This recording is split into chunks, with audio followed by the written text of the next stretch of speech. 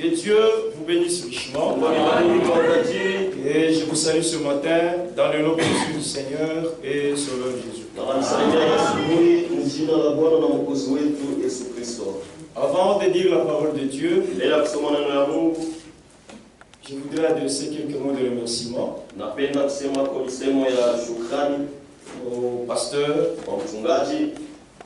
à tous les anciens, ainsi qu'à tous les conseils de l'Église, pour la confiance qu'ils m'ont témoigné encore une fois, que je vienne apporter la parole de Dieu. Vraiment, que Dieu bénisse le pasteur Kisimba, bénisse le pasteur associé Kachunga, bénisse tout le diacre et tout le frère officiant dans cette église. Qu'il bénisse aussi vos maisons, qu'il bénisse partout votre main touche pour chercher, qu'il fasse en sorte que vous soyez à l'aise, que vous continuez à les servir. Que Dieu bénisse toute l'église, votre présence, pendant que nous étions en train d'apporter la parole de Dieu. Ce que nous vous prêchons, c'est la parole de Dieu. Dans la parole de Dieu que nous vous prêchons, il y a tout ce que vous pouvez désirer. La bonne santé, elle est là. L'argent est là. Le mariage est là. Tout ce que vous pouvez avoir besoin, en tant que fils et fille de Dieu, vous le trouvez dans la parole de Dieu. Tout ce que je peux vous demander, c'est de faire confiance au Seigneur. Il n'a jamais menti, il ne mentira jamais. S'il a fait hier pour le zin, s'il a guéri les gens hier, aujourd'hui, comme il est le même hier, aujourd'hui éternellement, il guérira. S'il a sauvé, il va sauver aujourd'hui. Dieu ne change pas sa manière de faire, parce qu'il le fait conformément à sa parole. Alors que Dieu vous bénisse richement, qu'il accorde à chacun de vous selon sa foi et selon sa prière. Si le Seigneur tarde à venir, je pourrais encore revenir pour apporter la parole. Mais si je ne reviens pas, il y a un grand rendez-vous qui nous attend. Nous ne disons pas ces choses pour passer le temps ou pour se faire plaisir. C'est ça notre foi. Le Seigneur revient. Et il y a un grand rendez-vous. Et à ce rendez-vous-là, je ne voudrais pas que vous puissiez manquer. Si nous pouvons tous nous retrouver au pied du Seigneur ce jour-là, ça fera une grande chose. Parce que quand le Seigneur revient, fini la maladie, fini les souffrances, fini tout ce que nous traversons sur cette terre, est difficile. Parce que sur cette terre,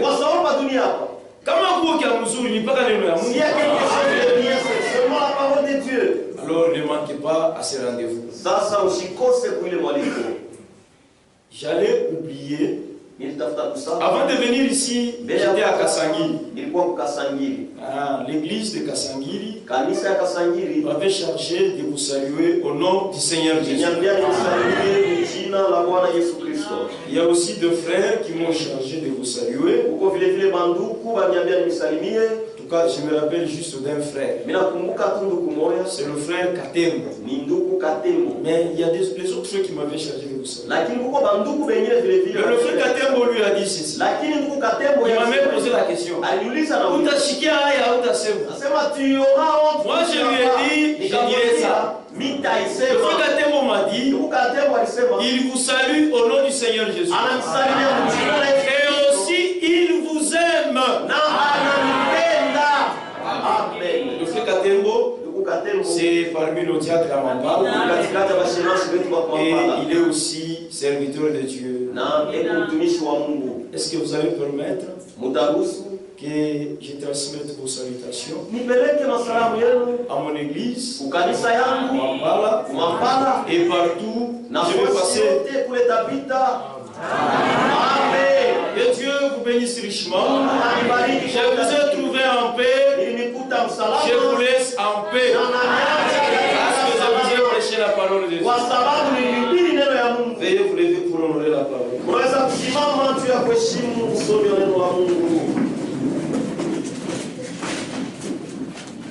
Pour vous, frères, comme Isaac, vous êtes enfants de la promesse. Loué soit l'Éternel.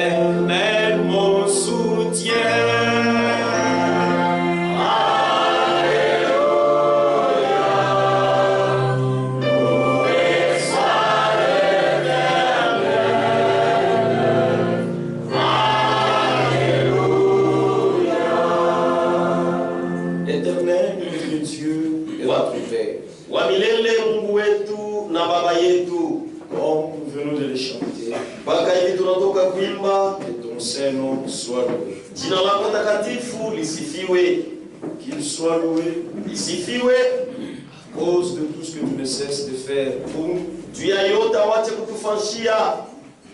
Merci pour le grand salut que tu nous as donné en Christ. Merci Seigneur pour ta protection. Merci Seigneur pour des solutions que tu ne cesses de nous donner à nos problèmes. Merci de nous avoir réunis ce matin dans ta maison. Que la gloire et l'honneur te soient rendus, Seigneur. Merci pour tout le temps que nous avons pu passer ensemble avec nos bien-aimés frères et sœurs autour de la parole de Dieu. Le plus grand souci, Seigneur, était celui de transmettre seulement ta parole, qui est une semence de vie, une semence incorruptible. Oh Dieu, bénis ton peuple. Ils sont venus écouter ta parole pendant toutes les 2 semaines que nous avons pu passer ensemble. Toi pour qui ils ont abandonné tout ce qu'ils avaient à faire. Toi pour qui ils ont abandonné leur maison, leur petit commerce, et tout ce que tu connais. Accorde à chacun tes riches bénédictions selon sa foi et selon ses attentes. Bénis le pasteur Kisimba et son associé le frère Kachunga. Puisses-tu leur accorder tes riches bénédictions, Seigneur. C'est toi qui les as placés ici. Parce que dans ton plan, dans ton programme, une portion de l'épouse sortira de Kimbembe. Accorde-leur tout ce qu'il faut, Seigneur. Qu'il puisse garder ton peuple dans la parole de Dieu, dans l'unité et dans la conduite du Saint-Esprit. Bénis-leur, Seigneur. Accorde-leur même au-delà de leur prière. Ils sont à ton service. Si tu ne les aides pas, personne ne le fera. Et nous croyons que c'est toi qui prends soin de tes serviteurs. Bénis leur maison. Et fais que, Seigneur, qu'ils aient tout ce dont ils ont besoin afin de continuer à te servir en sérieux, étant à l'aise. Bénis mon frère qui m'a interprété. Bénis-le richement. Et accorde-lui même au-delà de ses demandes. Bénis notre chorale, mes frères et sœurs. Accorde-leur à chacun selon son attente, selon ses prières. Viens-toi de nos diacres, administrateurs trésoriers. Accorde à chacun à te servir sans relâche, parce que bientôt la récompense arrive. Bénis toute l'église. S'il y a des malades, accorde-leur la parfaite. S'il y a n'importe quel souci, Seigneur, console. Parce que tu es Dieu, notre Dieu de consolation. Nous allons devoir nous arrêter aujourd'hui, Seigneur. Descends et fais quelque chose. Parce que moi-même, je me sens infiniment petit. Incapable de pouvoir faire quelque chose sans toi, Seigneur. Et sans toi, je ne peux même pas oser d'ouvrir ma bouche. Si mes paroles sèmeront la mort, disperseront ton peuple, brisera l'unité, Seigneur. Mais si tu descends ce matin, au moyen de la parole de Dieu, tu nous parles, nous serons les gens les plus heureux du monde. Bénis tous tes serviteurs qui sont du haut de la chair ce matin. Il y a le pasteur Kisimba, pasteur Kazadi, pasteur Séraphin, et tous les serviteurs dans le monde. Nous croyons, Seigneur, que nous sommes dans la dispensation du Saint-Esprit. Que le Saint-Esprit nous conduise nous ce matin, pour que seulement ta parole soit dite. Merci beaucoup pour tout. Dans le précieux nom du Seigneur, et sur le Jésus-Christ. Amen. Amen. Nous parlons des enfants de la promesse. C'est un très grand sujet qui a de très grandes profondeurs qu'aucun homme ne peut épuiser. Nous croyons que ce qui va rester, le Seigneur en donnera avec quelqu'un d'autre. Parce que nous croyons aussi que les ministères ont été faits pour se compléter. Ce que moi je n'ai pas dit, quelqu'un d'autre le dira pour la gloire de Dieu et pour l'édification de son peuple que vous êtes. Je n'ai abordé qu'une partie seulement. Dieu lui-même prendra soin du reste. Je voudrais aussi lire dans 2 Pierre.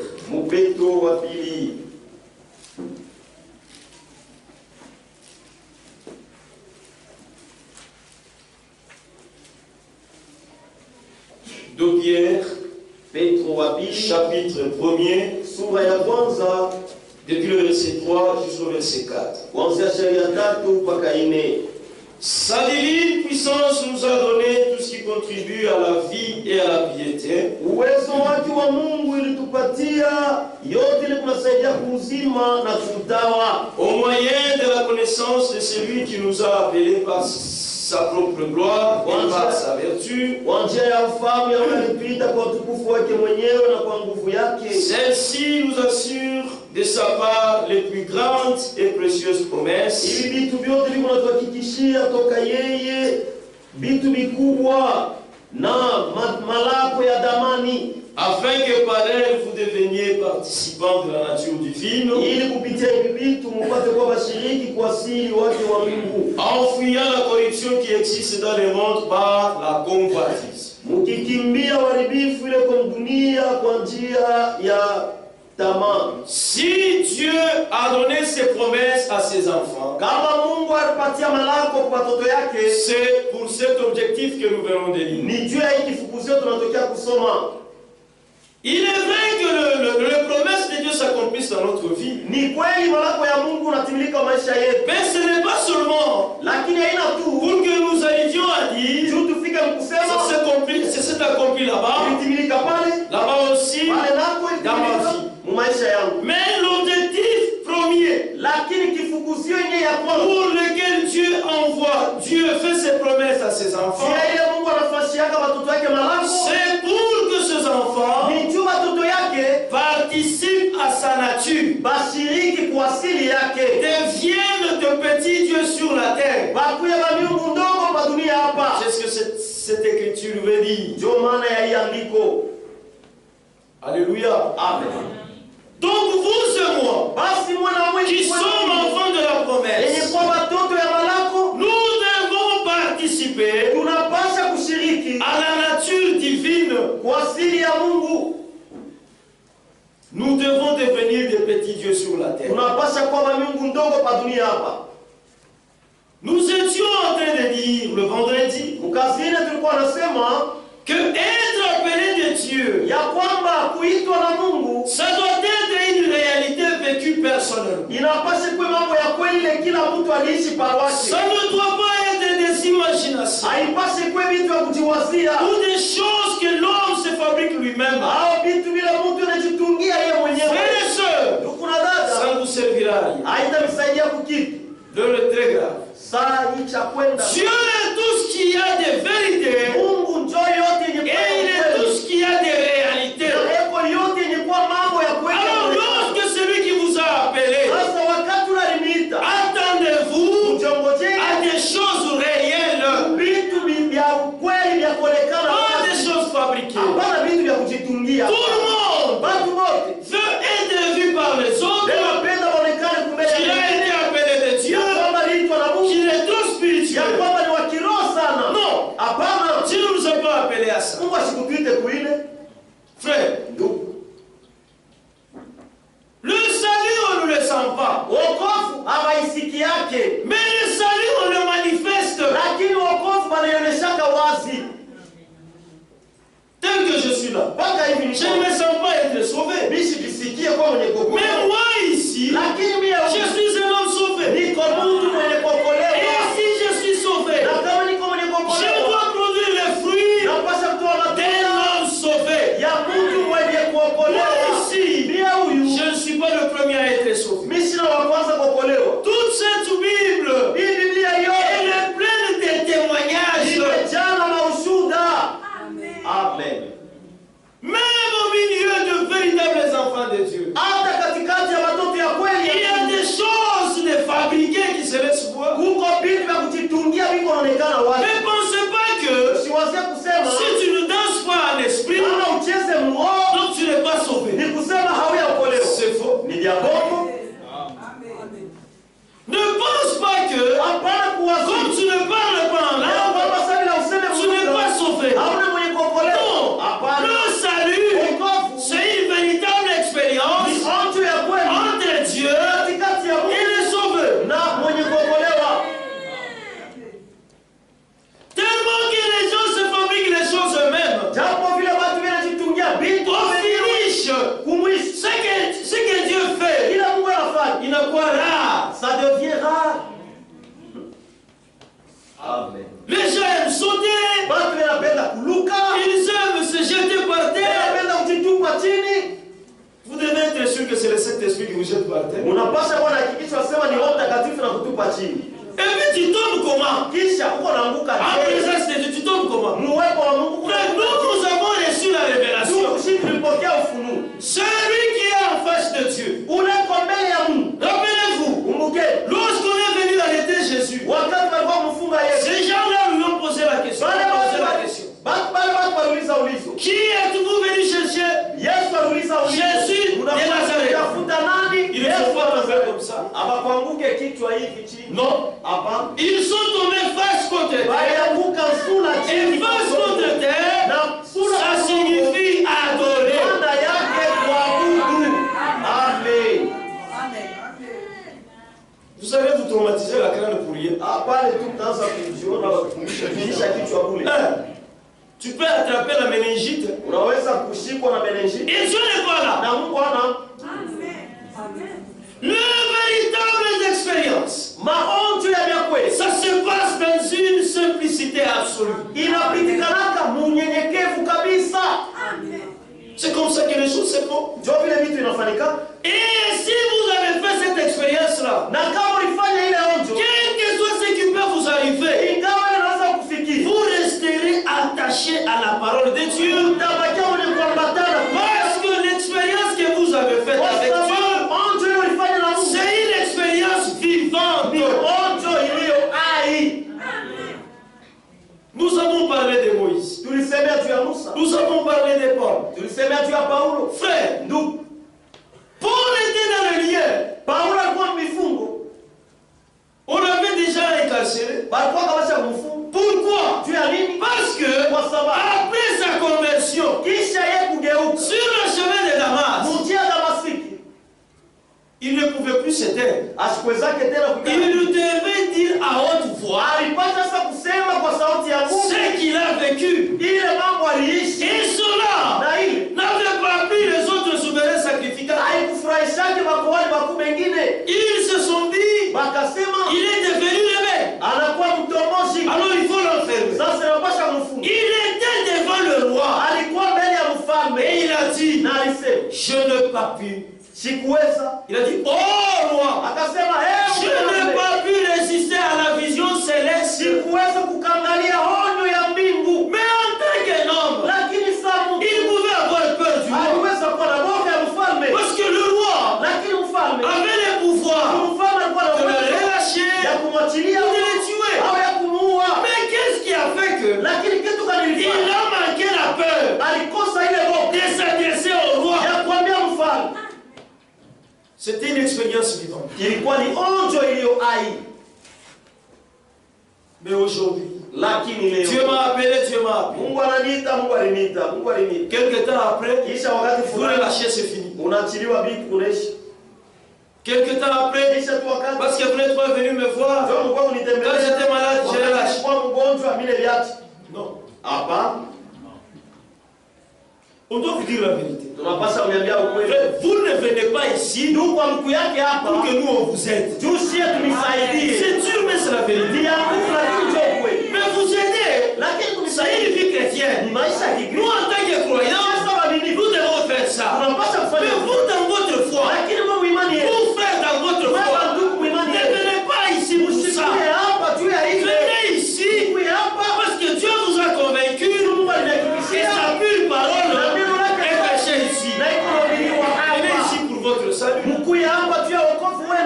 Frère, à quoi bon te donner un sac de farine? Tu manges et à la fin, tu vas en enfer.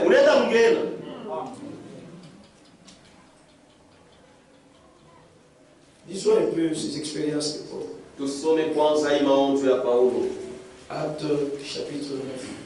Matendo ya Mitume sura ya 9.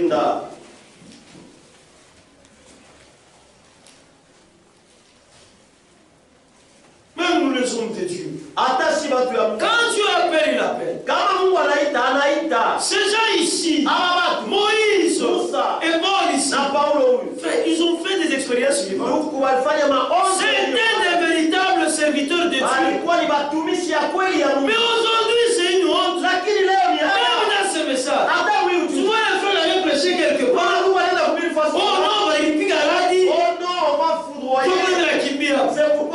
Frère, monte ça, nous piquerons. Nous prenons comme moi que vous me foudroyez. Vous me piquerons. Que tu me foudroies. Je peux même la baisse. Ose même maintenant. Amen. Frère, moi quand je parle de ce choses, à vos yeux là-bas, vous pouvez estimer mon poids, n'est-ce pas? Mon poids que je vais peser. Mais je vous dis, quand je parle de ces choses, moi-même je me sens peser des tonnes et des tonnes.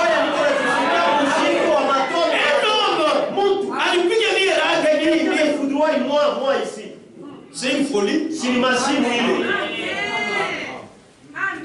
Donc j'abandonne l'église.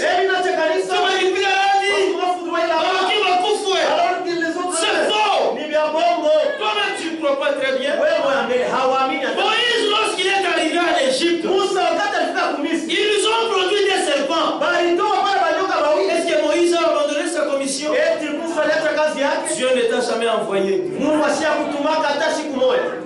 Amen. Alors, on t'a foudroyé. Il n'a pas. Et ça t'a saisi. Mais moi-même, si je n'accepterai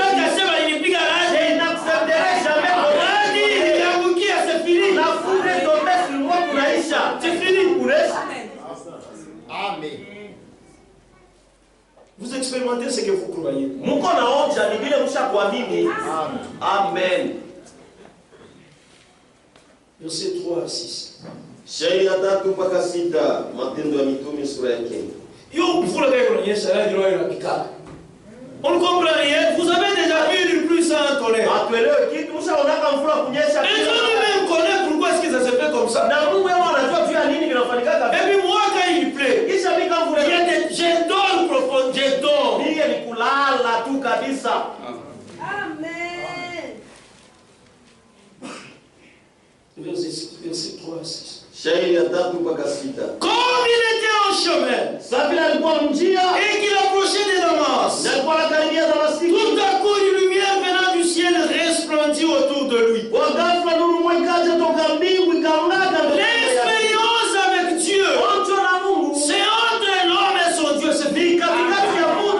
La Bible est claire. Ils étaient nombreux, mais la lumière resplendit autour d'eux. Mais autour de lui. Pourquoi? Dieu avait un programme, un plan avec lui, pas avec les autres. C'est pourquoi, pour nous qui venons ici, cette église ne doit pas être notre église. Ça doit être mon église. Parce que quand c'est mon église, lorsqu'il y a des problèmes, ce sont mes problèmes. Moi, j'irai à genoux et je dirai à Dieu, regarde mon église. Amen. Ce n'est plus notre Dieu. Ça doit être mon Dieu. Un Dieu avait appelé Abraham. En appelant Abraham, il lui avait fait des promesses. Abraham a expérimenté Dieu. Beaucoup d'expériences. Voilà pourquoi le Dieu créateur des cieux sur la terre est appelé le Dieu d'Abraham. Parce que lorsque Dieu faisait des promesses à Abraham, Abraham ne doutait pas. Il croyait dans la parole de Dieu. Et à la fin, il voyait l'accomplissement.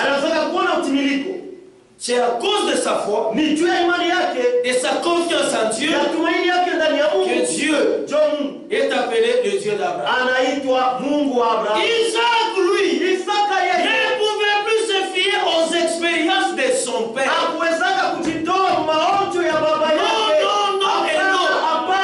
Isaac aussi devait faire ses propres expériences. Amen. Et il en a fait. À Abraham, la Bible ajoute encore le Dieu d'Isaac. Vous voyez, Jacob aussi, lorsqu'il est venu, parce que Isaac est venu d'Abraham, Jacob lui est venu d'Isaac. Vous voyez maintenant, Jacob aussi ne s'est pas fié dans les expériences d'Isaac. Non, lui aussi devait faire ses propres expériences avec Dieu. Parce que Dieu c'est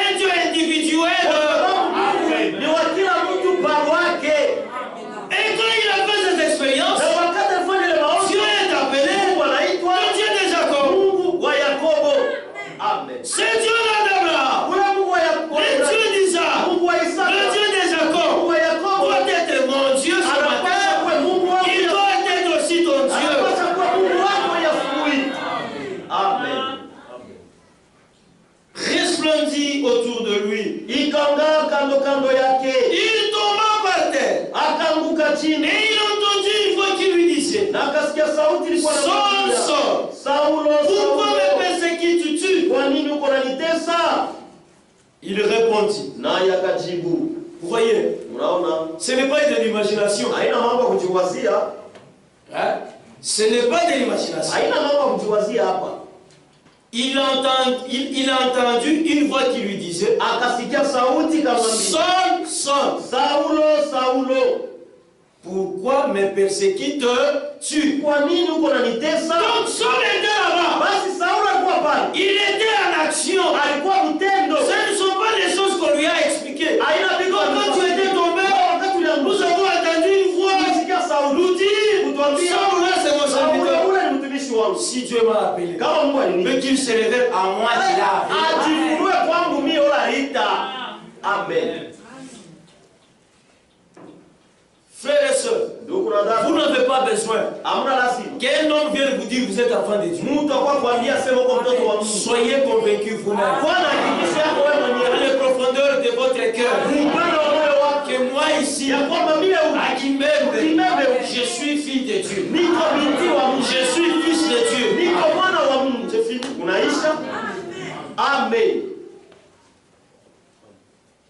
Qui lui aussi pose la question.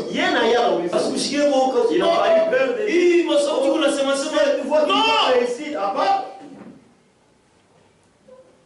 Si vous voulez expérimenter Dieu aujourd'hui, vous allez l'expérimenter. Mais là, beaucoup d'entre nous ici, ils sont tellement peureux. Voyez, peut-être vous vous réveillez la nuit, vous priez. Dans la maison, tu es sous un son en train de prier. Unasikia tu kama ni kuvalisi kuna tenda. Je ne sais pas, c'est du côté valise. Et tu directement, tu te lèves, tu montes sur le lit. Tu commences à t'imaginer. Mais ce sont les souris dans la maison.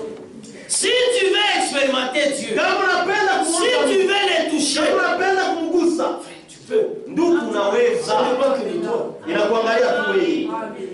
Il pose la question: qui es-tu, Seigneur?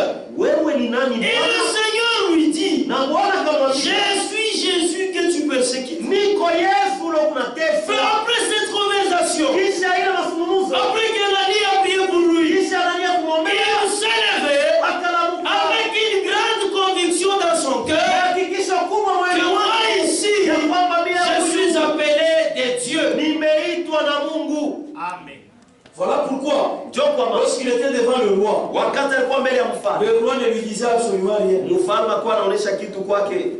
Toujours là, 26.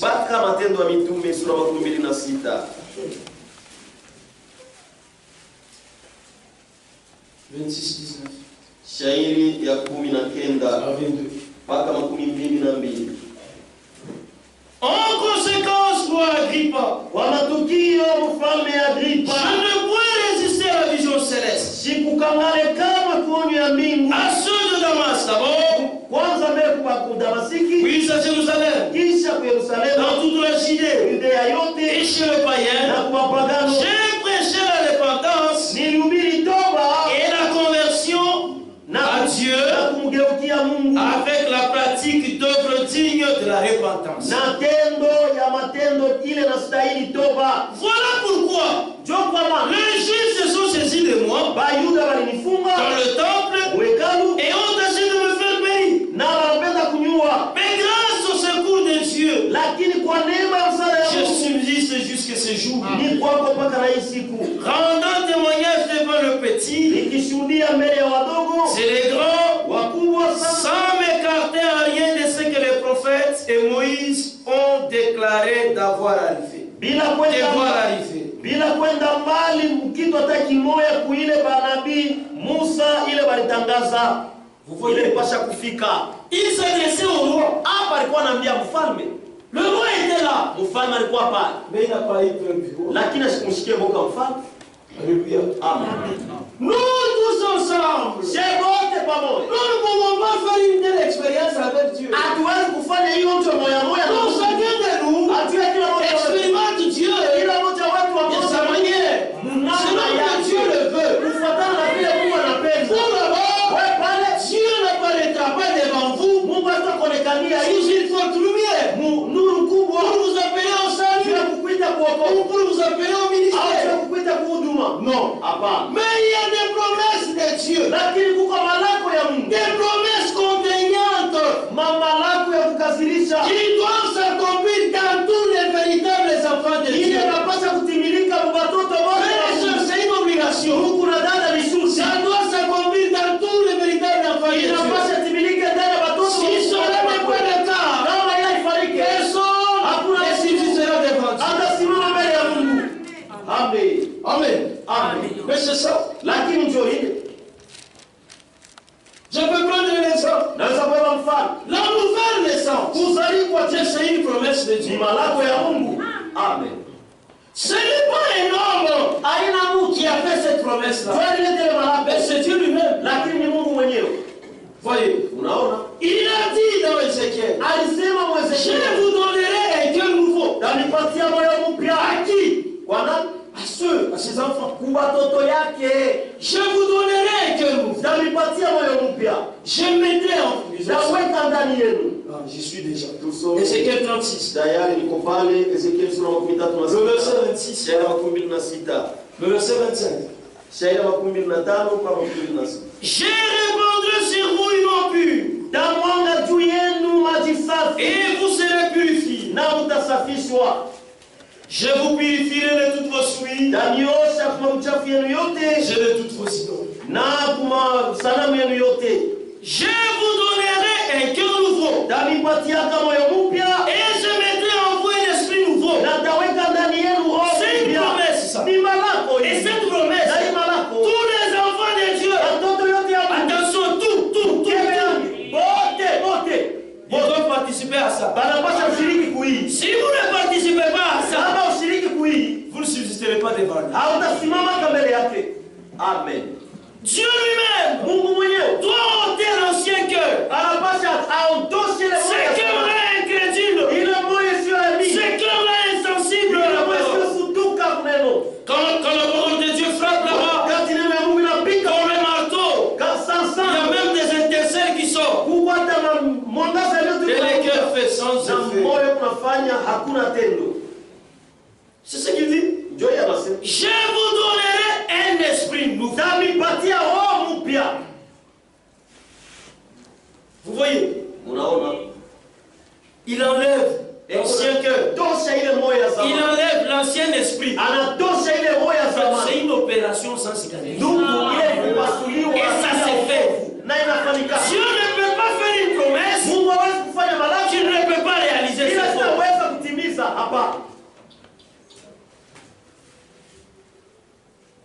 J'ôterai de votre corps des cœurs de pierre. Et je vous donnerai un cœur de chair. Je mettrai mon esprit en vous. Et je ferai en sorte que vous suiviez mes ordonnances et que vous observiez et pratiquiez mes lois. C'est la parole de Dieu. La parole des promesses que nous devons expérimenter. Et ça, c'est une obligation. Amen. Le frère Branham a prêché un sermon. Vous devez naître de nouveau. La nouvelle naissance, c'est une obligation. Amen. On ne vous dit pas vous pouvez. Pourriez-vous? Non, vous devez.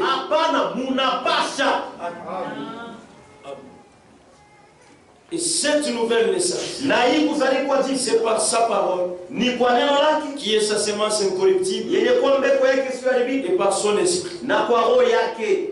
Il y a une autre promesse. Frère, c'est le baptême du Saint-Esprit. C'est une promesse. De cette promesse du Saint-Esprit, dépendent toutes les autres promesses de Dieu. Amen. Amen. Toutes les promesses que Dieu a faites à ses enfants, ils dépendent de cette grande promesse qui est la promesse du Père. Alléluia. Amen. Acte chapitre 1. Le baptême du Saint-Esprit, c'est une promesse, c'est une réalité. Ne vous fabriquez pas des choses. Sinon vous ne serez pas original. Les dons de Dieu sont des dons originaux. Ce ne sont pas des choses fabriquées.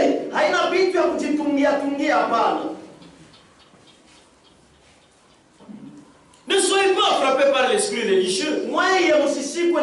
L'esprit religieux, c'est cet esprit-là démoniaque qui vous laisse écouter la parole de Dieu, mais qui ne peut pas vous laisser la mettre en pratique. Comme vous ne mettez pas la parole de Dieu en pratique, ça vous donne une apparence de la piété, tout en déniant ce qui en fait la force. Vous voyez? Et il voudra vous faire paraître devant les gens que vous êtes une véritable fille de Dieu, mais que vous êtes une véritable fils de Dieu. Alors qu'au-dedans de vous, Dieu n'a jamais travaillé. Mais quel malheur! Et il y a des gens, même au milieu de nous, qui se contentent de la religion au lieu de se contenter des véritables dons. Les véritables enfants de Dieu ne sont pas des religieux, mais ce sont des croyants. Et puis frère, peut-être ça va vous scandaliser. J'ai même entendu un frère dire, nous sommes fanatiques de Dieu. C'est faux.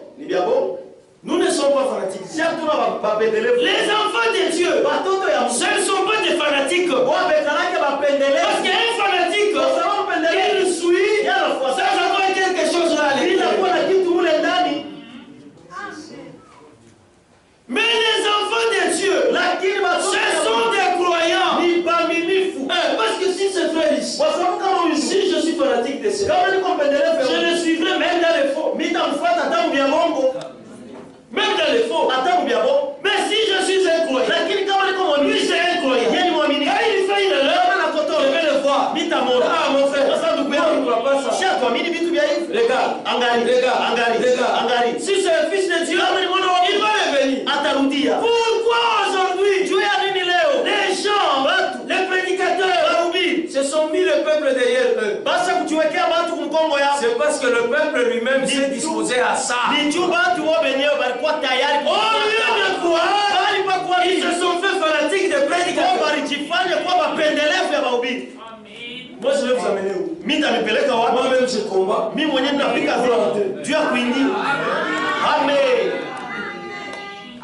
C'est ça. Moi je ne me sens jamais arrivé.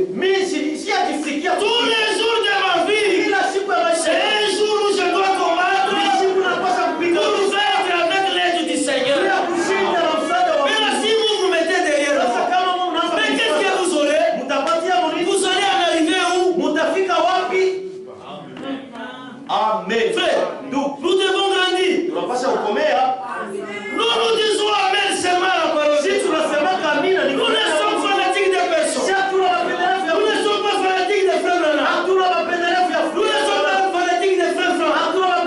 Nous ne sommes pas fanatiques des Éphésiens. Nous sommes enfants de Dieu.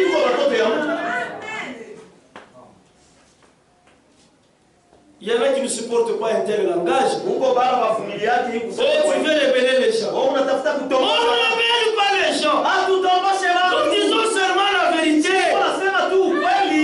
Amen. Et un véritable serviteur de Dieu, lorsqu'il constate qu'il y a maintenant des gens derrière lui, parce que les charnels ne mentent pas, et il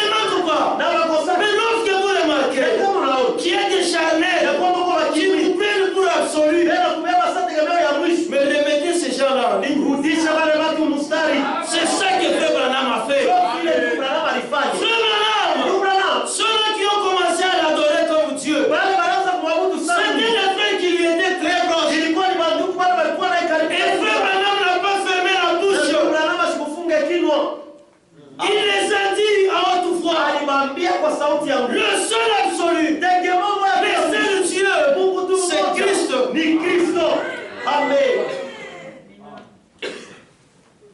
Aujourd'hui, Léo, il y a même des gens qui chantent. Qui chantent pour les pasteurs dans l'église. Frère, donc ici chez nous, si vous osez, tu ne vas même pas chanter de couplet.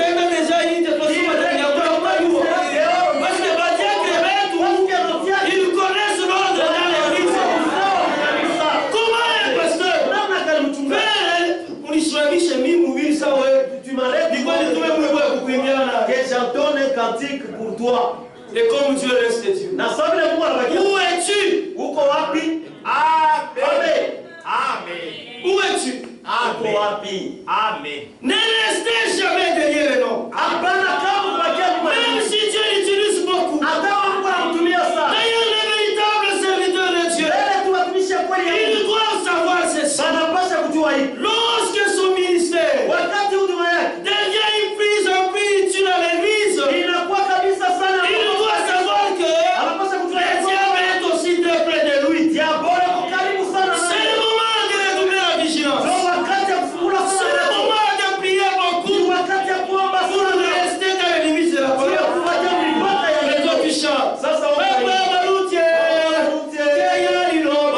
Tu danses.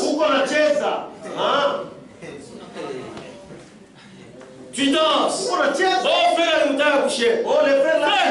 Angalia, si tu joues avec la parole de Dieu, chef tout à pas la parole parce que cette parole, elle n'est pas faible.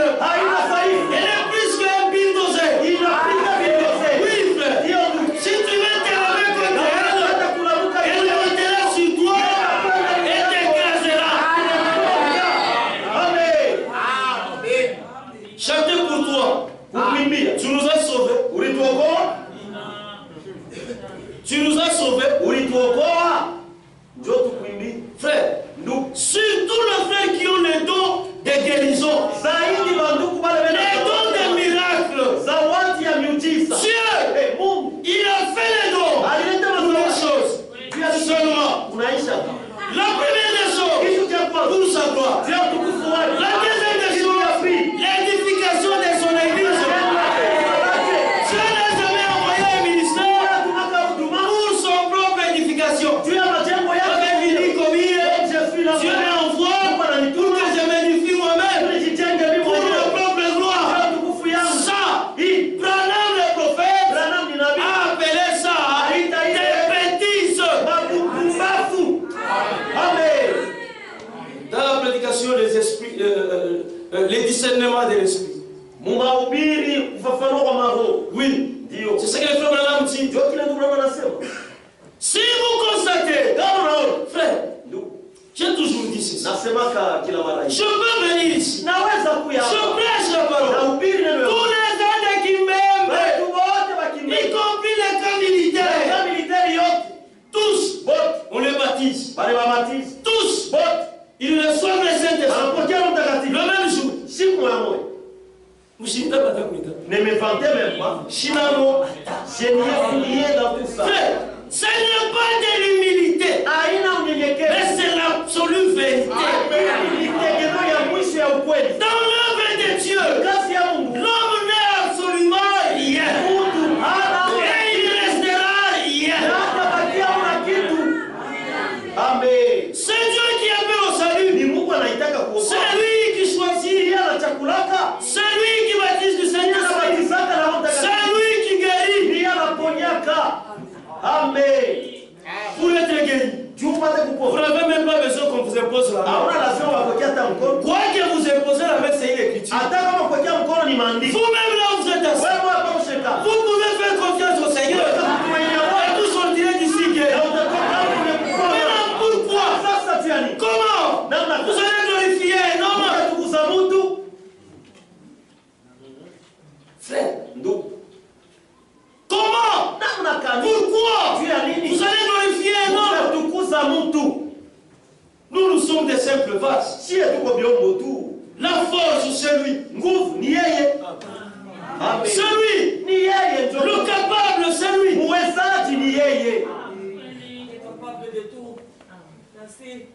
Vous vous levez là-bas, parce qu'il a ressuscité un mort. Nous ne croyons pas que ressusciter un mort, c'est un grand miracle. Lazare était ressuscité par Jésus lui-même. Dieu dans la chair. Est-ce que Lazare vit aujourd'hui? Amen. Jésus a ressuscité combien de morts dans son ministère? Le temps de Jésus, aujourd'hui, dans le ministère des frères, Dieu a fait combien de grandes choses? Combien? Les morts ici. Combien sont ressuscités? Et doit-elle où sont-ils? Le plus grand miracle dans le royaume de Dieu, c'est lorsque un pécheur s'est converti à Christ. Il reçoit un cœur nouveau. Il reçoit un esprit nouveau.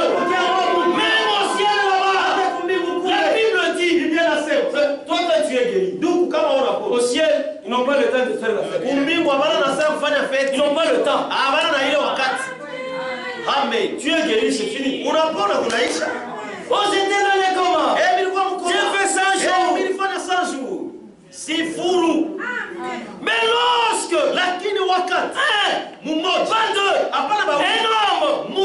une femme, pécheresse, Christ, son cœur converti au ciel. C'est la Bible. Au ciel, il y a une fête. Amen. C'est ça le plus grand miracle. Ne restez pas derrière les hommes. Restez derrière Dieu. C'est la fin, c'est la fin. La séduction est grande. Amen. Vous chantez, vous dansez.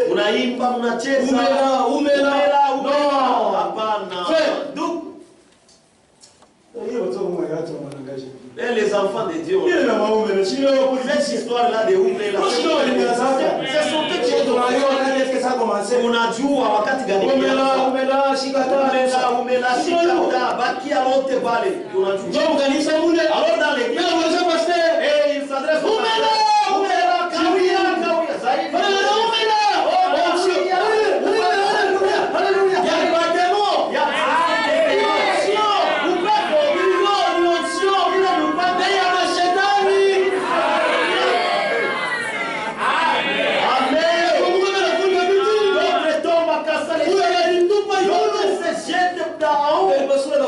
Tu vas te dire le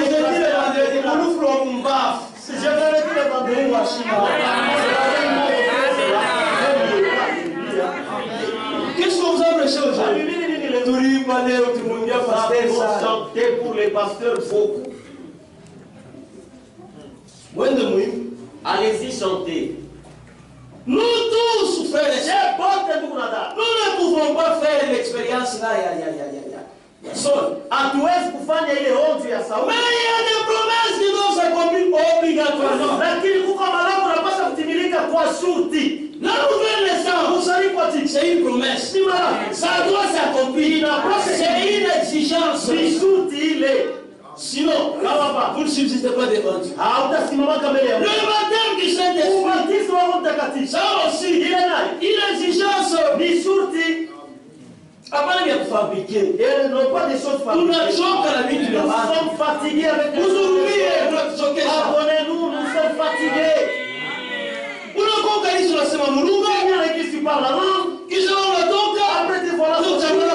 Tu es en train d'injurier les gens au robinet. Alors que les gens regardez comment il parle. Avec son pan et la comme si elle est maïmaï.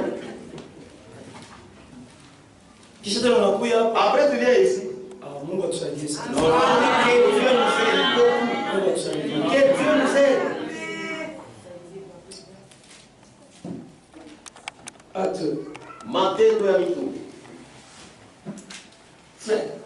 C'est lui qui a dit, vous êtes la lumière, Dieu. Ni Mungu. Et il a dit ça. Na aliambia hilo. À vous. Aliambia À moi. Kwangu mimi. Mais dites à Dieu. Sasa mwambie. Si je suis une lumière. Kama niko nuru. Mais laisse-moi briller. Acha sasa ningale. C'est ça. Ndio vile. Laisse-moi briller. Acha niangale. Pourquoi beaucoup au milieu de nous ne font pas des expériences véritables? Juu ya nini ba mingi katikati yetu bafanyake maonjo ya kweli? Au début déjà ils ne sont pas sérieux. Ni juu tangia kumwanzo tu habana sérieux. Fait quelqu'un qui est investi dans les choses de Dieu. Donc mtu tu mwenye kwa kabisa mambo ya Mungu. Tutamona. Mais vous le verrez. Mais il n'est pas léger. Asina mtu wa mwepesi wa kuachilia vitu. Il est profondément ancré dans la parole. Eko mwenye kutiwa nanga Même quand il prie lui. hata kama Ça va pas de prière du genre. haina maombi. Voilà, c'est tout le journée où je Merci Seigneur, tu nous as gardé toute la journée. Non, c'est malade. Anadalia ba. Wewe mwenyewe sababu yote. Toi-même tu connais tout. Tu comprends tout. C'est toi de nous seulement. OK. Sawa. Un croyant n'est pas pressé. Mwamini asidaweke wa haraka.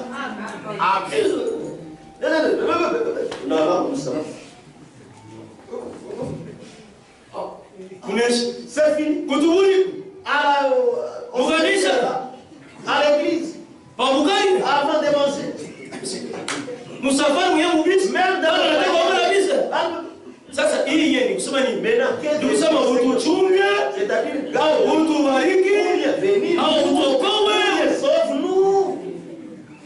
Amen. Inapasa tukebange. Amen. Actes chapitre 1. Matendo ya Mitume sura ya kwanza shairi ya 8.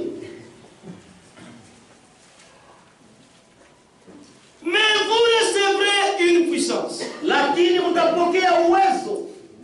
Vous comprenez pourquoi nous on n'a pas peur ya malade? Ndugu, mnaelewa juu ya nini si atwalayo na boka ya Oh non non non, faut huyu. Oh non, celui qui est mort. Anaanguka subitement. Il est tombé subitement. Mpini ya baloji. En tout cas, Donc il va régler comme on dit pas. c'est qu'on a réglé par les sorciers là-bas. Pas mal à Vous mon. voulez qu'on explique ni frère? Celui qui explique ça, c'est. Tena wasamba. Et puis un ancien frère qui a mis longtemps. Acha, on a bateau. Là, non, non, voyez ces enfants.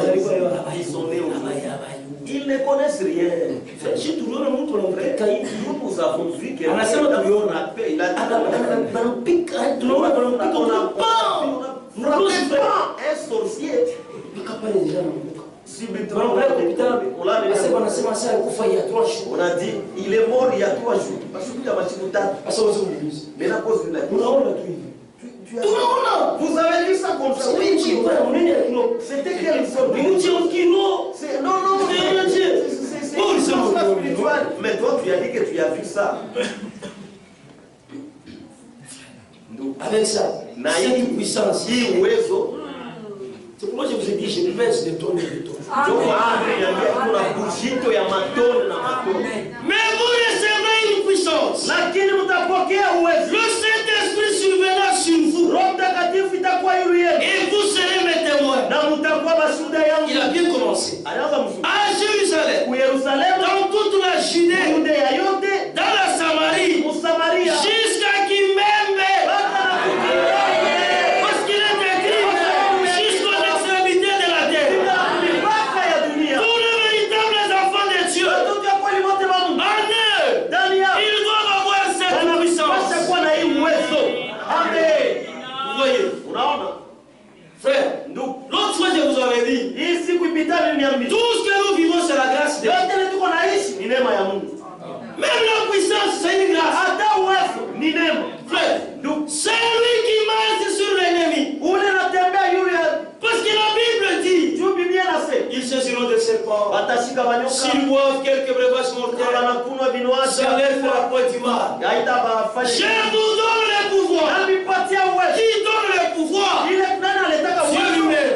Je vous donne le pouvoir de marcher sur la puissance, toute la puissance de l'ennemi. L'ennemi c'est le diable. Maintenant Dieu, cette puissance-là, c'est le Saint-Esprit en nous. Cette puissance-là, c'est lui qu'il faut bien comprendre les choses. Cette puissance-là, c'est Dieu lui-même en nous. Quand nous marchons sur l'ennemi, le diable, nous l'avons n'avons pas peur. Hatuna na boka. Amen. Et donc, non, c'est l'épilepsie. Ça se transmet. Les chrétiens, ils fuient la lunatique. Chérie, nous, tout comme ça, PC. Nous sommes comme des PC. Vous voyez, non, la PC. PC. Quand elle est sur la route, quand même comme on dit, un grand trac peut commencer à venir là. Ça vient à vive allure. Bien chargé.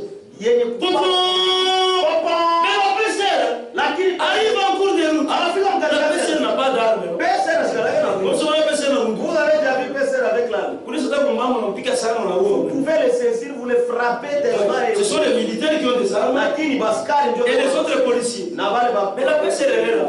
Un petit homme comme ça. Les gens peut-être de 50, 60. Ça signifie qu'on a bougé de 60 à 50 kilos. Un grand trac mais il met juste son sifflet à la bouche. Il veut il lève sa main. Il est au milieu de la route. Frère, le trac est obligé de s'arrêter. Amen. Le trac est obligé de s'arrêter. Le chauffeur fera tout. Il va s'arrêter. Même à 1 mètre du PC. Et la PC n'a pas peur.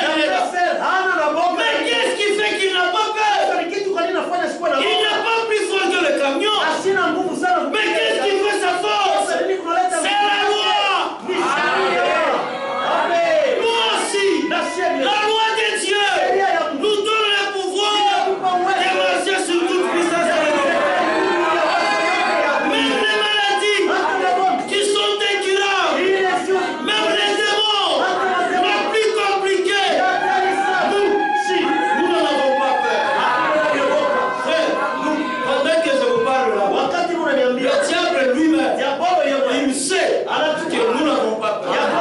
Il le sait. Il le sait. Frère, nous, la Bible dit, celui qui est en vous, il est plus grand que celui qui est dans le monde. Mais qui est dans le monde? C'est le diable Satan. Mais qui est en vous? Le Dieu créateur des cieux et de la terre. Il est en vous. À l'intérieur là-bas, les chrétiens ne priaient pas. Ils marchaient seulement. Et l'ombre de leur corps, pas de leur esprit, pas de leur esprit, mais l'ombre de leur corps guérissait les malades. Amen. C'est que Dieu, il est entré même dans l'ombre de son serviteur. C'est pourquoi nous chantons. Nitaogopa nini? Nitaogopa nani? Frère, oh, il me met chercher moi. Il m'a dit que il me gagne des jours. Il me reste 2 jours pour que il va me manger. Mais là, lui, il me reste combien? Moi, il faut moins. Vous les défaites. Vous connaissez seulement les jours qui restent pour les autres. Maintenant, qu'en est-il de vos jours? Moi, que tu me maudisses. Que tu maudisses les enfants.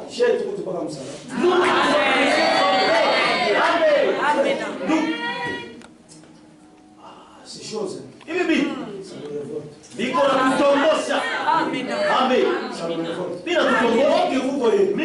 Si je passe sur le terrain d'un devin et qu'il est en train de faire ces incantations-là, ça va s'arrêter. Ça va bloquer. Je suis sérieux. Ça va bloquer. Qui ça va couper ta parole? Et puis en passant, moi je ne sais pas.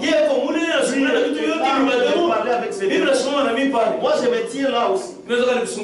J'ai parlé, je ne sais où. La place de l'amour. Parce que Dieu ne peut pas être là. Dieu nous a choisi pour abattre. Que toi tu commences à faire des histoires. Amen.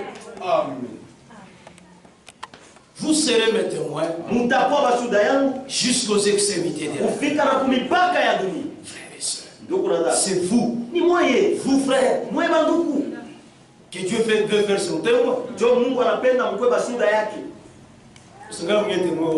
Maintenant, regardez ce témoin. Pourquoi ce témoin de Jéhovah? Ne soyez pas comme les témoins de Jéhovah.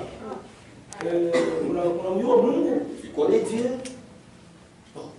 Mungu, tu vois, Dieu, c'est Jéhovah. C'est Jéhovah. Maintenant, Jéhovah, c'est Dieu. C'est ça. Maintenant, le mot Jéhovah, c'est Dieu, Jéhovah. C'est de lui avec qui nous sommes. Il le dit encore, Dieu, c'est Jésus-Christ. Lisons d'abord ici.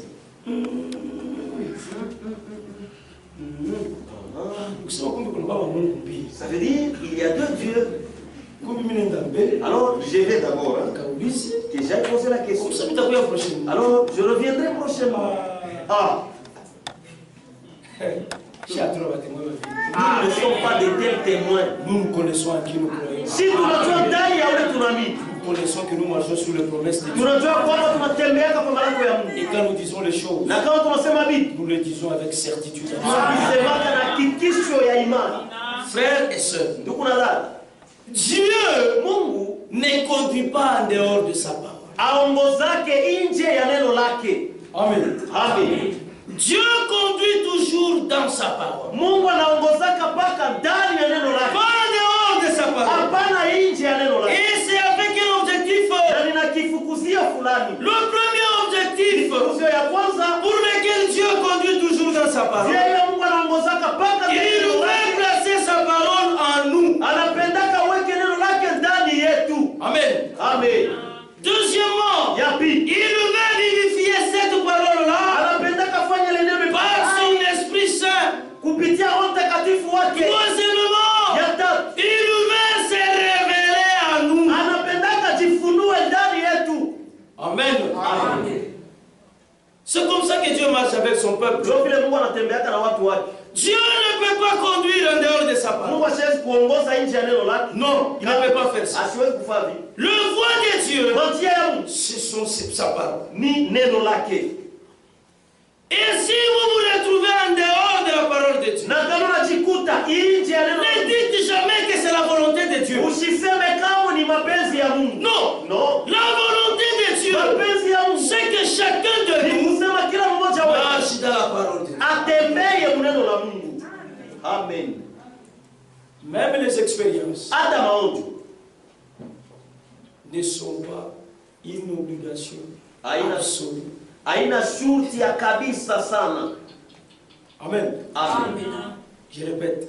Même les expériences ne sont pas une garantie absolue. Haina gazabu ya nguvu ya kuonesha sehemu cha kupata.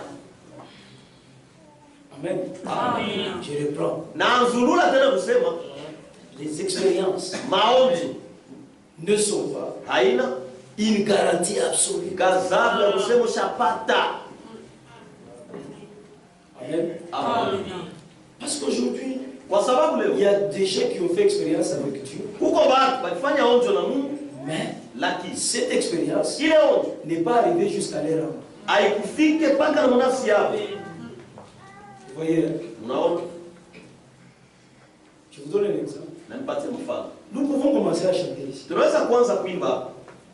Nous tous, nous nous lèvons, nous commençons à danser. Et le vrai, et le faux. Amen. Vous voyez? Amen. Le faux, c'est aussi une expérience, non? Il danse là. Il danse l'esprit. Il danse, non? C'est aussi une expérience. Mais son âme n'est pas atteinte.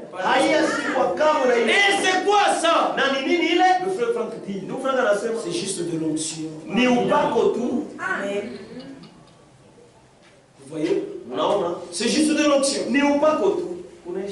Et ça comme résultat, quelqu'un dans son esprit, il crie, mais quand il sort, il ne peut pas vivre la parole.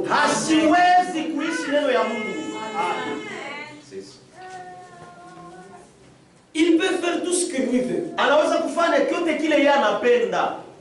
Et après avoir fait ça, quand il vient ici, il va encore danser un esprit. Ça n'a pas touché son âme. C'est juste de l'onction. Et les témoignages, c'est un témoignage sans vie. Amen.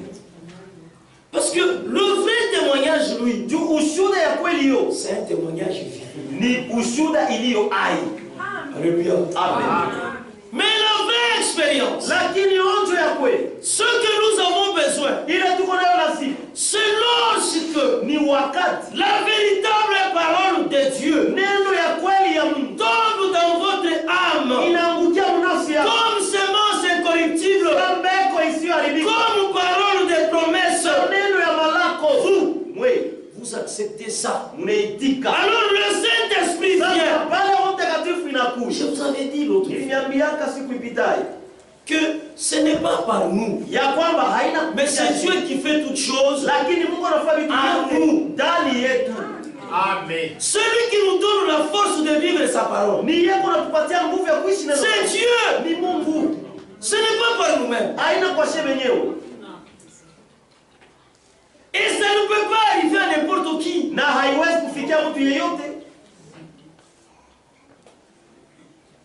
Non, j'ai réellement rencontré Dieu. J'ai rencontré Dieu. Mais tu l'as rencontré, bien sûr. Mais qu'est-ce que tu crois? Tu crois en dehors de cette écriture. Mais qu'est-ce que la parole de Dieu dit? Frère, c'est lui qui croit réellement. Alors il marche dans la voie de la vérité. C'est ça, frère. Jésus lui-même a dit, je suis le chemin, la vie et la vérité. Amen. Comment est-ce que vous allez trouver la vie? Mais dans le mensonge. Vous expliquez ça comment? Vous êtes sur le mauvais chemin. Un chemin opposé au chemin de Dieu. Mais comment voulez-vous avoir la vie? C'est faux. Si vous voulez avoir la vie, vous devez d'abord trouver le chemin. Et à ce moment-là, vous n'aurez pas de problème. Vous produirez les fruits dignes de la parole de Dieu. Amen. Le Saint-Esprit lui-même vient vivifier la parole en vous. C'est ça l'expérience que nous avons besoin. C'est-à-dire c'est l'expérience qui ne s'arrête pas au corps, qui ne s'arrête pas à l'esprit, mais l'expérience qui va jusqu'à toucher l'âme. C'est ça, une expérience sur laquelle vous pouvez compter. Amen. Amen. Parce que la parole est là. Du fait que la parole est là, alors le Saint-Esprit vient. Et il vous conduit dans toute la vérité. Amen. Vous allez marcher dans la voie de sainteté. Pour vous s'accomplira ce que Jean 17 dit. Jean 17 verset 10.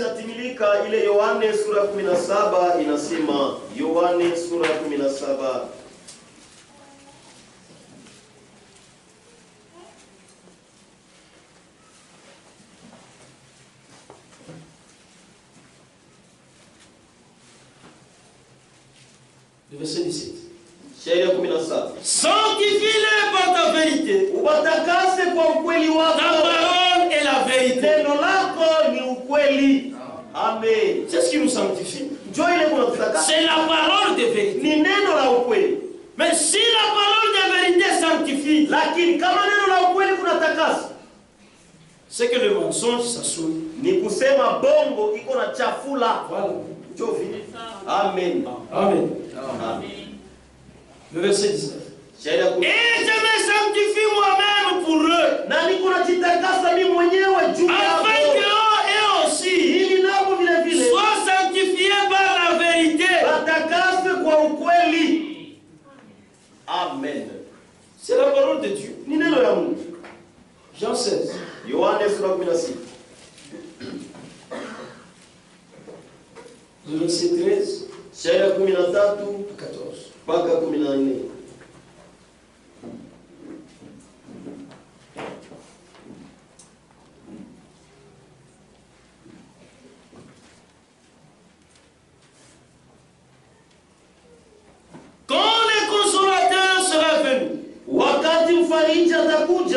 l'esprit de vérité. Oh, ya ukweli. Mais qui parle? Nani anasema? C'est Jésus qui parle. Ni Yesu kunasema. Et il ne parle pas en vain. Na sikuwa nasema mbule. Il parlait s'adressant à des gens. Alikuwa nasema akiambia batu. Les gens qui croyaient en lui. Na batu bale balimwaminiaka. Vous avez le Saint-Esprit. Moi mko na Roho Mtakatifu. Mais vous refusez de croire à la vérité. Lakini mnakatala kuamini ukweli. Quand le consolateur sera venu, wakati mfariji atakuja, l'esprit de vérité, roho ya ukweli, il vous conduira atamiongoza dans toute la fausseté. Mubia bongo vyote.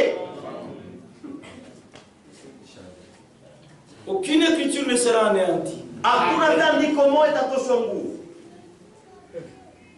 Frère, les gens doivent revenir à la pure parole de Dieu. Même frère Franck disait, pourquoi aujourd'hui il y a plusieurs chemins? Retournez à la pure parole de Dieu. Amen.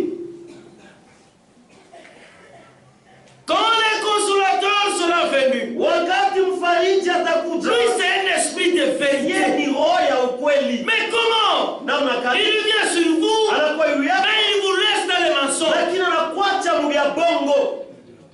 Il vous laisse croire des choses qui sont contraires à la Bible. Il est seulement en vous.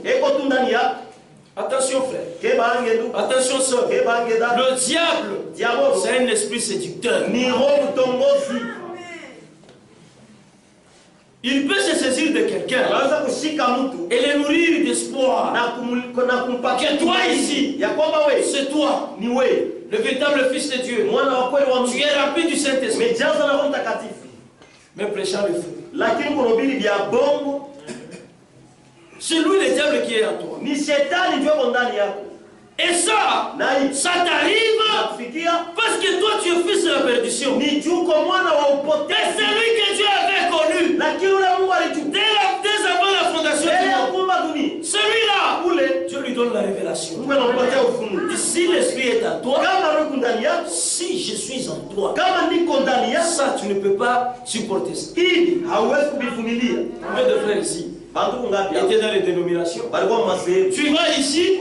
Non, ici chez nous, c'est Maman Kapinga qui va nous prêcher. Toi dans ton cœur là, tu refuses sans connaître la vérité. Tu te dis ça vraiment je ne supporte pas. Tu vas quelque part, ici chez nous, même les bébés nous les baptisons. Donc ici chez nous, il y a un seul homme qui est très Saint-Père. Toi tu te poses la question dans ton cœur. Comment est-ce qu'une seule personne peut être sainte et les autres non? Et comment cet homme-là, lui est le remplaçant du Fils de Dieu et les autres non? Je sors.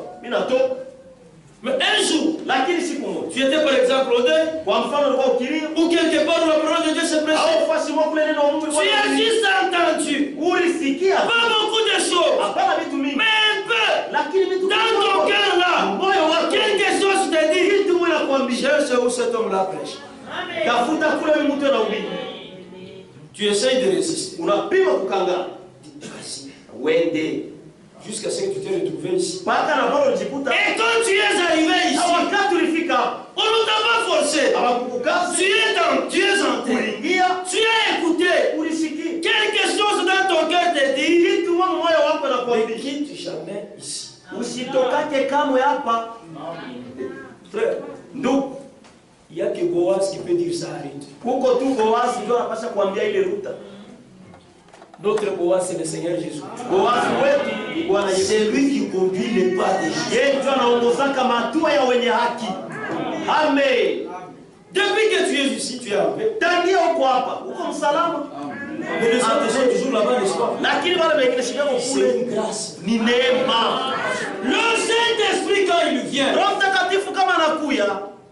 il vous conduit dans toute la vérité. et la vérité, il n'y en a pas deux. La vérité, elle est une seule. Et c'est la parole de Dieu. Amen. Je continue. Nendelea kusoma. Il vous conduira dans toute la vérité. Car il ne parlera pas de lui-même. Amen. Amen. Frère, écoutez la profondeur des choses. Il ne parlera pas de lui-même. Mais si le Saint-Esprit ne peut pas parler de lui-même, comment un prédicateur parle de lui-même? Comment un prédicateur peut se laisser adorer dans l'église? Vous ne trouvez pas que ça c'est l'église des démons?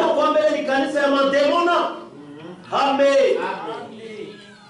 Oh, qui a un langage Oh, ces jeunes aussi a des langages durs. grave. Ça, il faut y aller. Amen. Tu vois quand un enfant marche sur la chaussée, par exemple là-bas. Vous savez Comment est-ce que le véhicule passe ici? Ça ne passe pas à 40 ans. Non, ça passe à vive allure. Même le grand personne, avant de traverser, il regarde de gauche et de droite.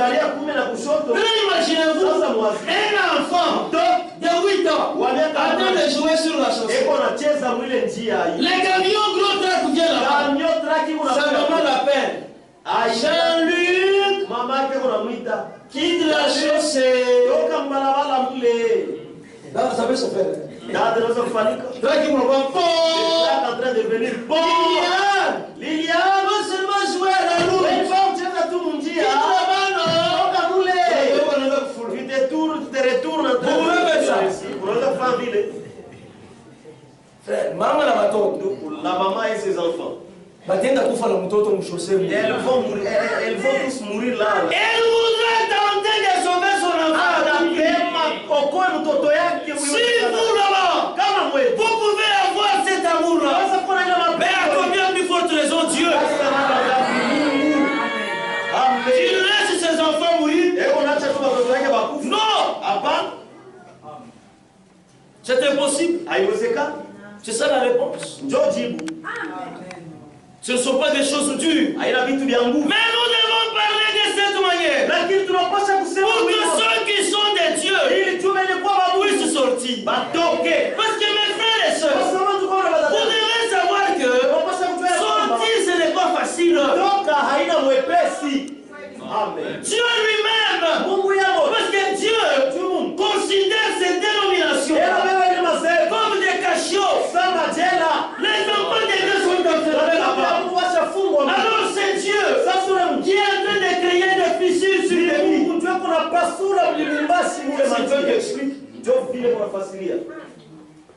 C'est ce qu'il explique.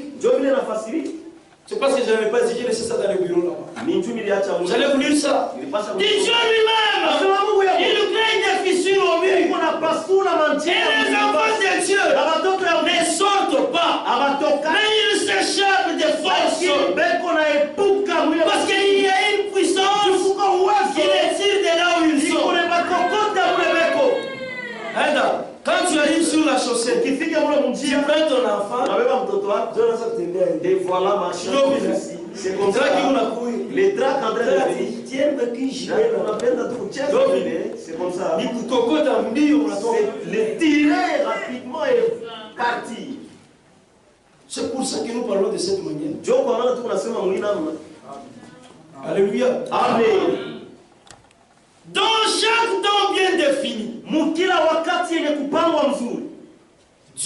toujours voulu. C'est ça la volonté parfaite de Dieu. Il a toujours voulu que les gens croient à sa volonté mapenzi yake dans ces temps-là. Mwile wakati. Amen.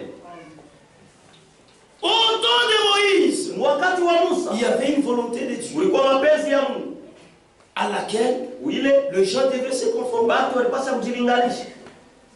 Au temps de Noé, wakati wa Noa, il y avait une volonté de Dieu ulikuwa mapenzi ya Mungu à laquelle tout le monde devait croire et se conformer. Na kujilinganisha. C'était entrer dans l'arche. Ilikuwa ni kuingia msafiri. C'était ça la volonté de Dieu. Ilikuwa mapenzi ya Mungu. Aujourd'hui encore, dans notre temps, wakati yetu, frère, il y a une volonté parfaite de Dieu. Kuko mapenzi kamilifu ya Mungu. Et cette volonté parfaite de Dieu, na hii mapenzi kamilifu ya Mungu, c'est Malaki 4. Ni Malaki sura ya 4. Disons la aussi. Tusome kwanza ile andiko Malaki sura ya 4.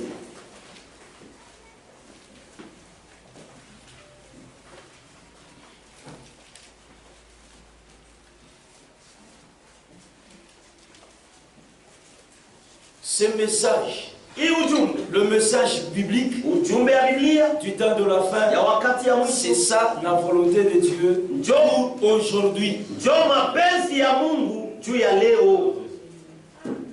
Vous êtes libre d'accepter, vous êtes libre de croire.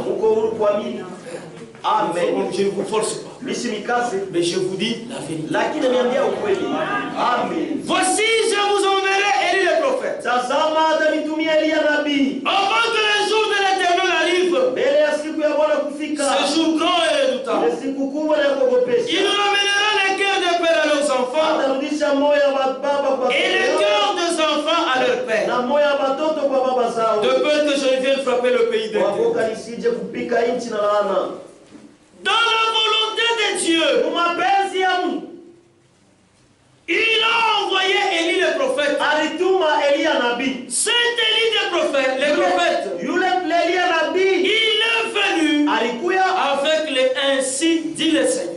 Élie ne nous a pas amené sa pensée. Élie ne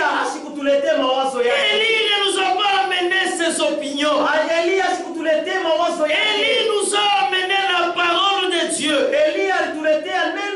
Alors, frères et sœurs, celui qui refuse de croire la volonté de Dieu pour aujourd'hui, il n'a qu'à accepter qu'il est en dehors de la volonté de Dieu. Parce qu'il n'y a que deux. Soit on est dans la volonté, soit on est hors la volonté. Amen. Et si on n'est pas dans la volonté de Dieu, c'est que Dieu ne s'occupe pas de vous. Frère, Dieu avait dit alors qu'il était sur le point de baptiser la 17e personne à la rivière Oyo, comme Jean-Baptiste a été envoyé pour préparer ma première venue, un message bien destiné pour préparer ma seconde venue. Amen. Message. Frère, le monde complique pour rien. Le message, c'est la parole de Dieu. Le message, c'est la Bible. Amen. Frère, on a posé la question à Frère Franck. On ne doit pas jouer avec les mots. On a posé la question à Frère Franck. Quel est votre absolu? Et c'est le message? Non, le son pose des questions. Dieu répond par sa parole. Dis, est-ce que votre absolu, c'est le message ou c'est la Bible? Le frère Franck était clair. Il a dit, mon absolu, tout comme celui des frères Branham, c'est la Bible. Il continue. Le message et la Bible ne sont pas des choses différentes.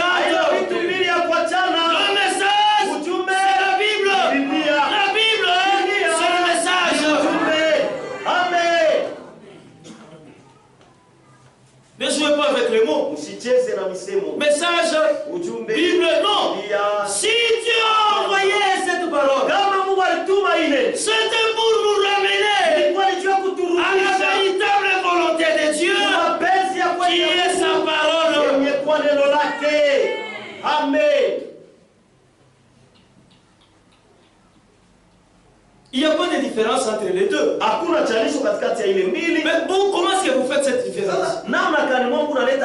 S'il y a une différence entre la Bible et le message, c'est que vous faites de frère Branham et faux prophètes. Qu'est-ce que Branham a apporté de lui? Levez-vous et dites-nous ce que Branham a apporté de lui. Branham a apporté la pure parole de Dieu. Et refusé de croire dans cette parole de Dieu, qui est la volonté de Dieu pour aujourd'hui. Frère, c'est annuler les desseins de Dieu à votre égard. Comme il en était au temps de Jean.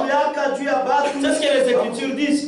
Tous ceux-là qui avaient refusé Jean, qui avaient refusé de se faire baptiser par lui, il nous avait rendu nuls les desseins de Dieu. Allez les gars. Et aujourd'hui, nous pouvons poser la question: qui a cru à ce qui nous a été annoncé? Qui a reconnu le bras de l'Éternel? Qui? Le gens ont pris ce message. Le gens ont pris cette parole de Dieu. Ils ont donné ça à Branham. Non, ce n'est le message de Branham. Ce message, c'est le message de Dieu lui-même. Amen. Et si vous refusez ce message, vous refusez Dieu. Je voudrais lire Esaïe 50.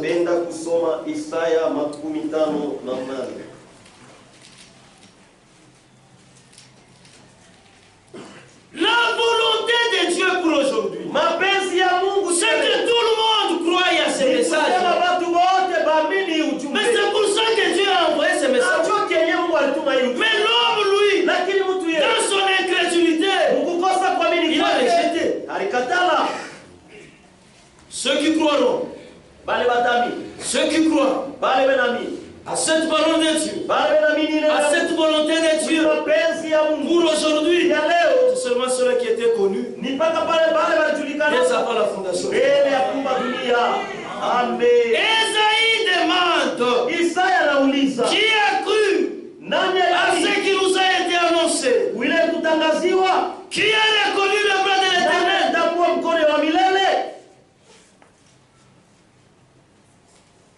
Qui? Nani? Alors vous allez là-bas avec votre soldat des messages. Si vous dites ça, vous rejetez Dieu. Vous rejetez Dieu. Frère, il y a toujours des gens qui mêlent leurs propres pensées, leurs propres opinions à la parole de Dieu. Il se réfère à la lettre, mais sans pour autant recevoir la véritable révélation du Saint-Esprit. Et ce qu'ils sont en train de lire.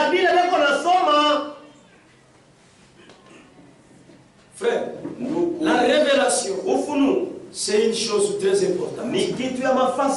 Et c'est ce que nous avons reçu aujourd'hui. Cette Bible ici, demandez aux frères qui étaient dans les dénominations. Ils lisaient cette Bible, mais qui pouvait la comprendre? Comme aujourd'hui. Qui? C'est aussi une grâce. Mais il y a des gens qui n'ont pas trouvé cette grâce. Ils se réfèrent aux Écritures, mais sans révélation du Saint-Esprit. Dans les choses de Dieu, il faut que Dieu lui-même vous révèle. La révélation aussi peut-être, vous savez, ça. La révélation c'est quoi? C'est que Dieu vient lui-même. Il vous donne la bonne compréhension de la chose. Et c'est ce que nous avons reçu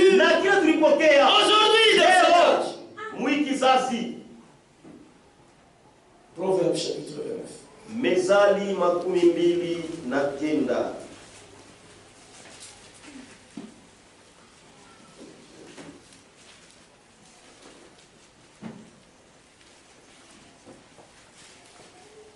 Verbe 29.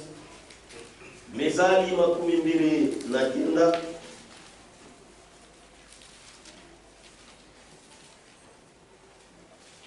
Lisez la Bible dit. Verset 18. Mshike vile Biblia inasema kwa shairi ya 18. Quand il n'y a pas de révélation, kama kuna ufunuo, le peuple est sans frein. Batu abana na stop. Est-ce que vous ne voyez pas cette écriture s'accomplir? Eti amone hii andiko kutimilika? Vous ne voyez pas cette écriture s'accomplir? Amone hii andiko kutimilika? tout celui qui a rejeté la révélation, ule alikatala ufunuo, c'est comme un véhicule sans frein. Iko sa gari ya show stop. et la fin sera où? Na stop ni wapi? C'est la mort, frère. Ni mwisho, ni lufunguku. Psaume, Zaburi, chapitre 119. Zaburi 119.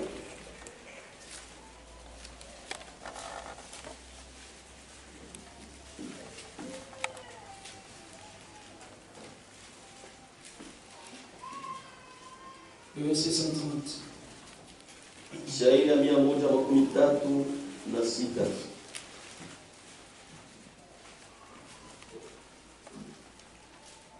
La révélation de ta parole est claire. Ufunuo wa neno lako iko wazi. Elle donne de l'intelligence aux simples. Inaleta akili kwa nyenyekevu. Voyez, frère. Unaona ndugu? Nous étions comme tous ces gens. Tulikuwa sawa wale watu wote. De gens que Dieu aime bien. Batu wale Mungu anapenda sana. Mais qui refusent de croire à sa volonté. Lakini wanakatala kuamini Nous mapenzi yake. étions comme eux. Tulikuwa sawa. Nous étions ensemble avec eux. Tulikuwa pamoja nao. Mais lorsque la lumière est venue, Lakini wakati nuru ilikuja, lorsque la révélation est venue, wakati ufunuo ulikuja, elle n'est pas venue de Rome. haikukuja tokea Roma. Elle n'est pas venue de quelque part. Haikukuja tokea kwa sisi. Cette révélation, Hii ufunuo elle est venue du trône de Dieu. ilitokea kukiti ya enzi ya Mungu. Et quand ça a éclairé nos Na âmes, wakati ilikuwa inaangazia mioyo nous qui yetu, sommes saints, sema ni kwamba nyenyekevu, Nous avons retrouvé le chemin de Dieu. tuliona njia ya Mungu. Amen. Ceux qui refusent, Wale wanakataa ce sont des orgueilleux. ni bakiburi. Frère, Ndugu, se référer aux Écritures, kusoma maandiko, se référer, kuangalia maandiko, se référer aux Écritures, kuangalia maandiko c'est une très très bonne chose. ni kitu kizuri sana, C'est très bien. ni mzuri, Mais attention, lakini kama gardez chaque parole à sa place. acha kila neno kwa nafasi yake. C'est ce qui est très important. Ndio ya muhimu sana hili. Quand vous vous référez aux Écritures, Kama unaangalia maandiko, rassurez-vous wana que kitu vous n'avez pas interprété la parole. ya kwamba hawakutafsiri neno. Alléluia. Amen. Rassurez-vous Mwana que vous n'avez pas déplacé la parole de ya Dieu dans son kwamba contexte. haukutoshi neno ya Mungu kwa nafasi yake. Lorsque la parole de Dieu Wakati neno ya Mungu est sortie de son contexte, inatoka mwana yake, c'est aussi une mauvaise interprétation. nayo ni kutafsiri kubaya neno. Amen. Et ça, Na hii ça va tuer. itaua. Rassurez-vous Mwana hakikisho que la parole de Dieu, ya kwamba neno ya elle Mungu est restée dans son contexte. ilibakia mpaka nafasi yake na maana yake. Souvenez-vous de Jésus. Kumbukeni Yesu. Satan était venu vers lui. Shetani alikuwa kwa, Il lui dit, anamwambia saute de ce temple, Luka mwenye pa hekalu, Tu ne vas pas te briser les jambes. hautavunjika miguu. Parce qu'il est écrit Juu imeandikwa qu'il enverra les anges ya kwamba atatuma malaika pour te secourir. juu ya kukusaidia. Vous voyez, Unaona? il a cité une écriture, n'est-ce pas? Alitaja andiko haina vipi? Mais est-ce que cette écriture Eti ile andiko devrait s'accomplir en ces temps-là? ilipasha itimilike mule wakati? Est-ce que c'est lui le diable Eti ni yeye Shetani qui devait demander à Jésus ndio alipasha kumwomba Yesu de faire ça? afanye ile? mais regardez Jésus, Lakini muone Yesu, qui connaissait que le diable, frères et sœurs, unajua akasema le diabolo, diable ne peut pas vous citer la parole de Dieu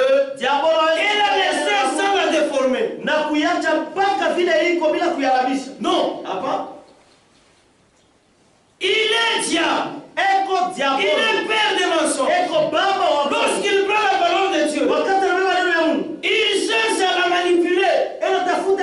Il cherche à la sortir de son contexte. C'est ça même la séduction. Sortir la parole de Dieu de son contexte. Jésus lui disait, il est aussi écrit. Et lorsque Jésus prononçait le il est aussi écrit, automatiquement le diable fermait la bouche.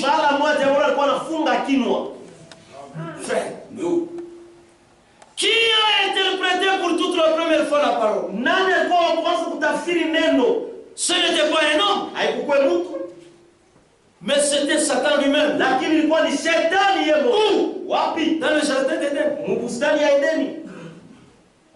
Il a trouvé Adam et Ève dans le jardin. Il les a trouvés dans la volonté de Dieu. Mais lui, il est venu avec la parole de Dieu. Attention avec les gens qui citent la parole de Dieu. Attention avec les gens qui citent les citations de Frère Branham. Ceux qui citent les citations de Frère Franck.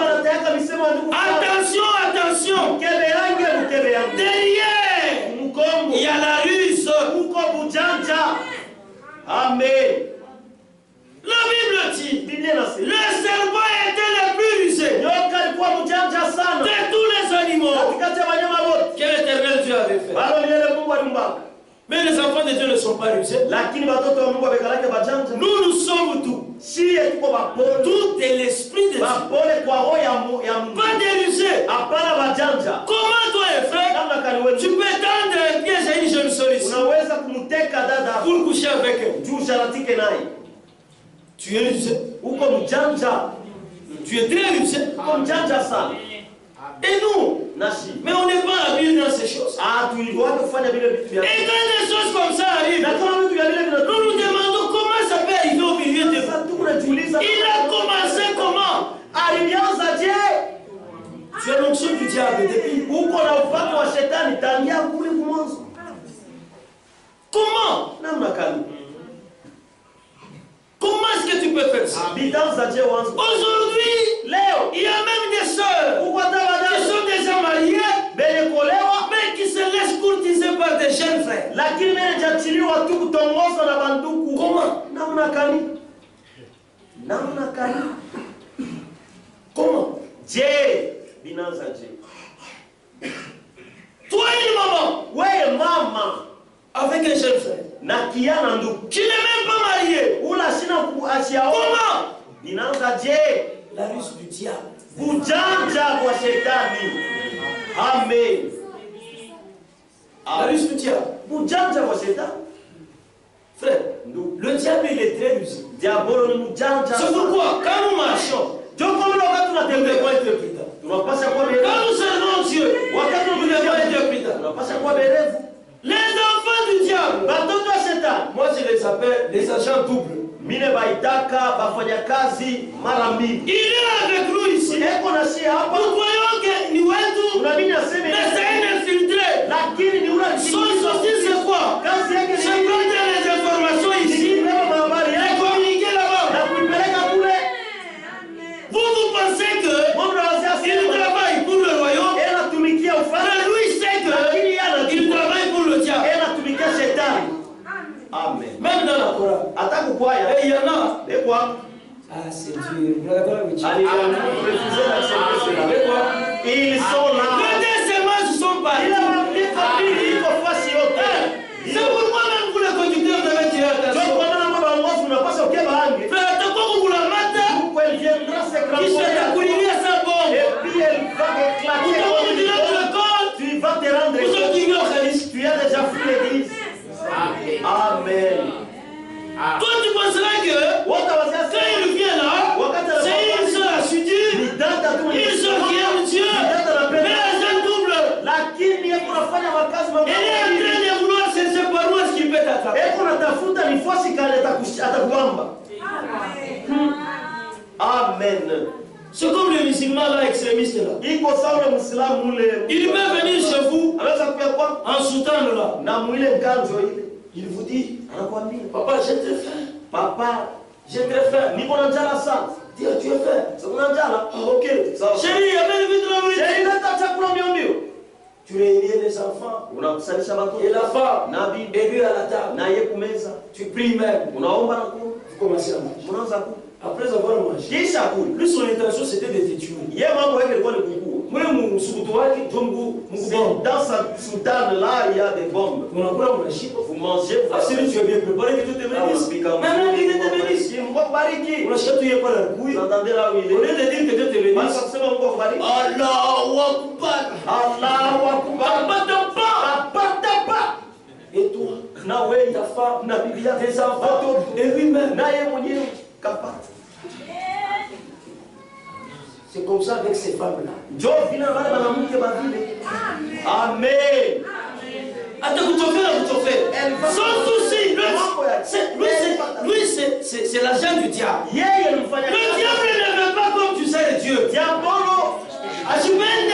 Comme tu sais Dieu. Il ne veut pas. Même le prédicateur.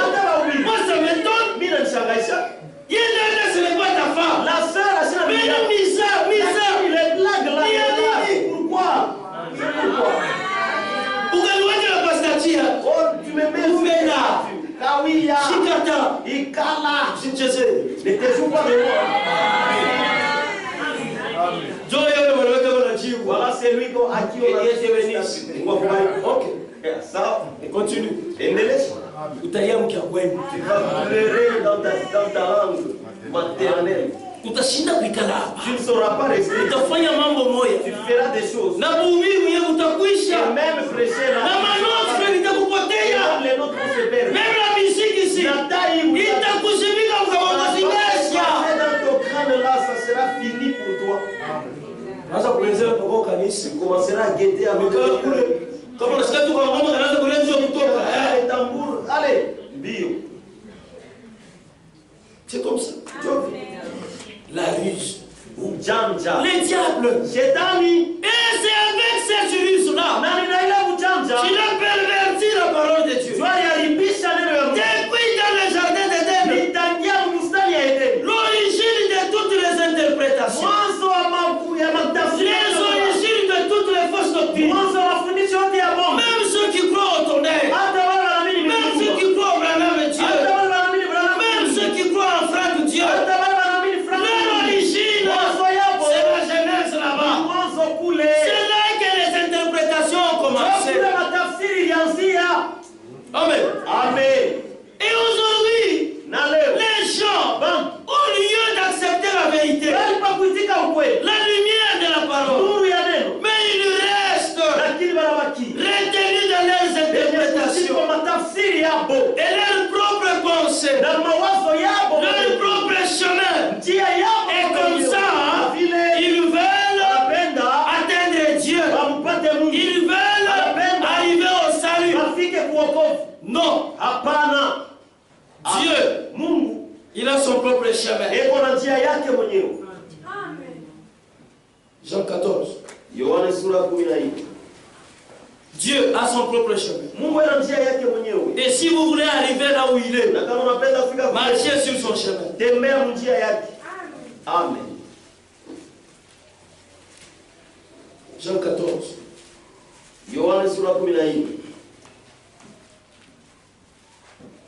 Verset 6.